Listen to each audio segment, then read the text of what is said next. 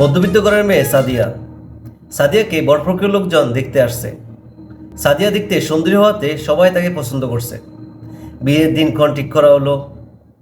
সাদিয়া খুব খুশি হলো। হঠাৎ করে সাদিয়া জানতে পারলো যে বরপক্ষের লোক সাদিয়ার ফ্যামিলির কাছে উপহার চেয়েছে। সাদিয়া মন খারাপ করলো। সাদিয়া রাসেলকে ফোন দিল। ফোন দিয়ে বলল, শুনলাম তোমার বাবা নাকি আমার বাবার কাছে উপহার চেয়েছে। বিয়ের পর যদি আমার বাবার বাড়ি থেকে সব জিনিসপত্র তোমার বাড়িতে নিয়ে যাওয়া হয়, তাহলে তো আমি আমার বাবার বাড়ি থেকে যেতেই পারি। তোমার বাড়িতে যাওয়া কি দরকার ভাই? আমার জন্য কোনো বিছানা হবে না, আমার জিনিসপত্র গুছিয়ে রাখার জন্য আলমারি, শোকেস কিংবা ড্রেসিং টেবিল হবে না, লেপ খাতা বালিশ সবই নিয়ে যেতে হবে। তাহলে তুমি কি এতদিন গাছতলায় থাকতে?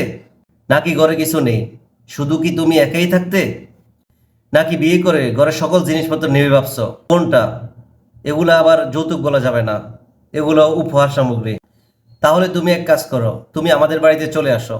আমাদের বাড়িতে আমরা দুজন একসাথে থাকবো। কোনো কিছুই কিনতে হবে না, আমাদের বাড়িতে সব জিনিসপত্রই আছে।